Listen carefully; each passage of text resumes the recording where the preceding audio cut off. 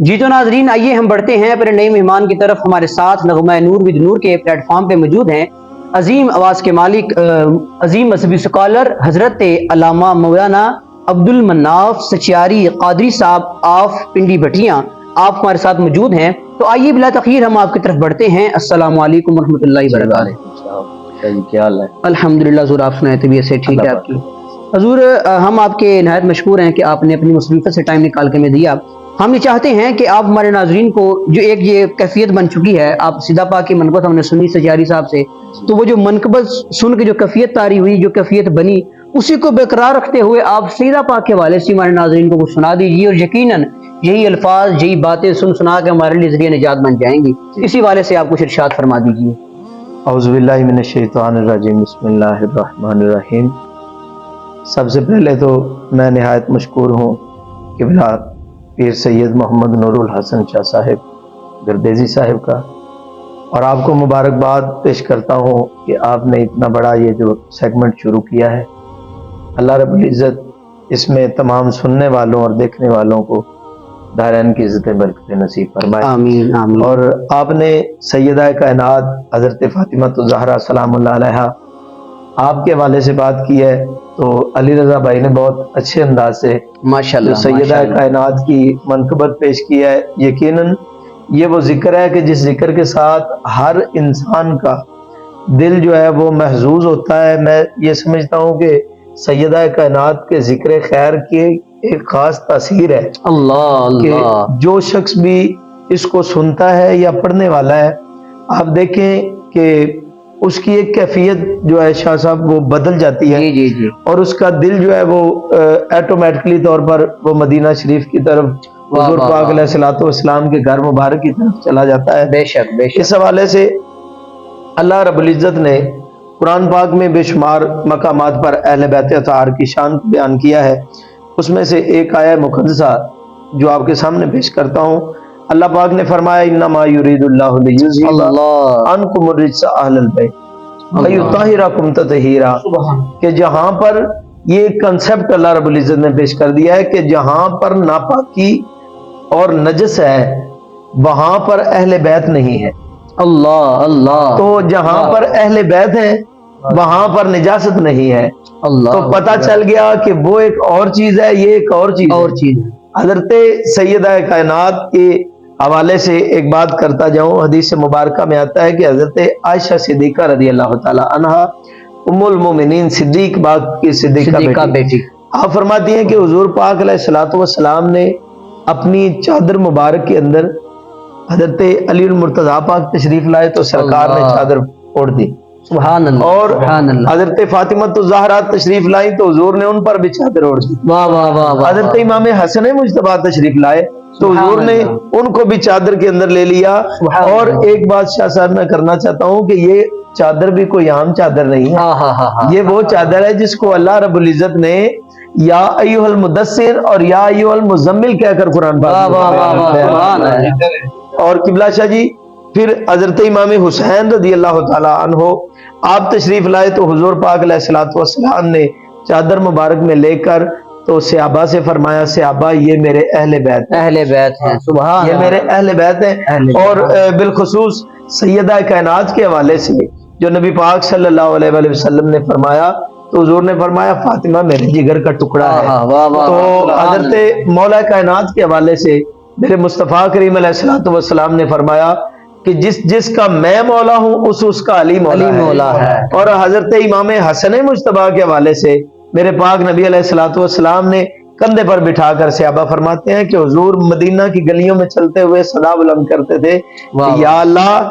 اس حسن سے میں بھی پیار کرتا ہوں تو تو بھی اس سے پیار کیا۔ تو حضرت امام حسین مجتبی حضرت امام حسین کی شان کیا میں بیان کر سکتا ہوں کہ جن کو گٹی میں حضور کی وما ینطق عن الہوی والی زبان ملی ہو، کہ جس کے حوالے سے امام احمد رضا خان فاضل بریلوی رحمۃ اللہ تعالی علیہ فرماتے ہیں کہ وہ زبان جس کو سب کن کی کنجی کہیں، اس کی نافذ حکومت پہ لاکھوں سلام، تو جو جن کی زبان کی حکومت قائم ہے تو وہ جو کن کی کنجی ہے جن کو وہ گٹی میں مل رہی ہے ان کی اپنی شان، اور ایک اس حوالے سے شاہ صاحب میں اور بھی بات کرنا چاہتا ہوں، تھوڑی وضاحت طلب، کہ قربان جائیں سیدہ کائنات پاک پر، کہ ہر ایک دنیا کا ایک اصول ہے کہ ہر ایک اولاد جو بھی ہے، کسی کی بھی اولاد ہے تو اس کی جنت اس کی ماں کے قدموں تلے ہے۔ واہ واہ، بے شک بے شک، ایسی بات ہے، جس کی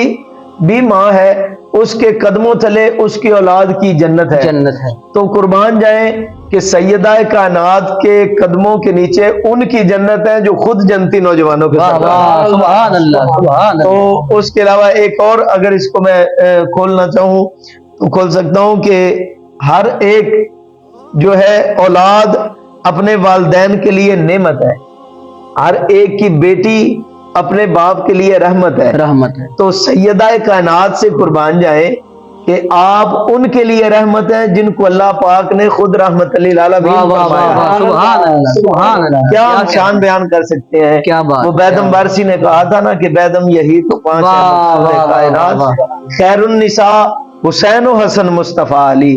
تو یہ وہ گلشن زہرا ہے کہ جس پھول کو بھی ہم کھولیں تو اس کی خوشبو ایک الگ ہے۔ ان کی محبت یہ ہے کہ آج اتنے 100 سال گزرنے کے بعد بھی لوگ جب سیدہ کائنات پاک کا نام آتا ہے تو لوگ جیسے بھی ہوں شاہ صاحب ان کی نگاہیں حیا اور عزت کی وجہ سے جھک جاتی ہیں۔ تو اسی لیے تو وہ سردار نے کہا تھا نا، ایک صاحب سردار نے کہا تھا، اس نے کہا تھا کہ اشر وچ اعلان ہوے گا نظراں جھکا لو، کہ پتراں دی لے کے آئی ہے دستار فاطمہ، سردار جو بھی منگنا ہی زہرا دے در تو منگ، مختار کل دی بیٹی ہے مختار فاطمہ۔ تو سیدہ کائنات کی یہ شان ہے کہ کتب سیر والے لکھتے ہیں کہ سیدہ جب بھی حضور کے در اقدس پر آئیں نبی پاک علیہ الصلوۃ والسلام نے کبھی خالی نہیں لوٹایا۔ تو جن کے لیے کائنات کے انبیاء کرام انتظار کرتے ہیں کہ حضور آئیں گے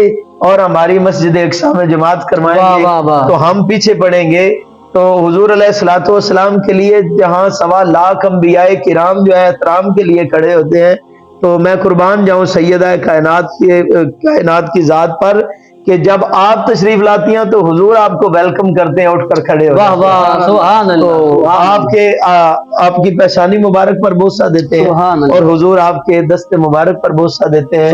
تو اس کو ہم تعظیم کہیں یا اپنی بیٹی سے پیار کہیں کرنا کہیں، تو اس کی ایک وجہ یہ ہے کہ حضور پاک علیہ الصلوۃ والسلام نے اس وقت ان لوگوں کو اپنی بیٹی سے پیار کر کے بتایا کہ جس کو تم زندہ درگور کر دیتے ہو اس کی شان و عظمت کیا ہے۔ حضور پاک علیہ الصلوۃ والسلام نے یہ پیار اور محبت کی فضا آج جہاں بھی ہم دیکھتے ہیں، باپردہ ہماری مائیں ہیں، ہماری بہنیں ہیں، ہماری بیٹیاں ہیں، تو میں یہ سمجھتا ہوں کہ یہ صرف سیدہ کائنات کی چادر تطہیر کا صدقہ ہے کہ آج کائنات میں ہر جو عورت ہے ہماری، اگرچہ ہماری ماں ہے، ہماری بہن ہے، ہماری بیٹی ہے، تو وہ باعزت زندگی گزار رہی ہے۔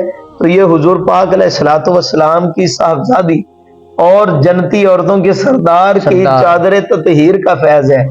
تو اپنی بات کو کمپلیٹ کرنا چاہوں گا ایک بات کر کے کہ یہ چادر تطہیر جو ہے یہ کوئی عام چادر نہیں ہے۔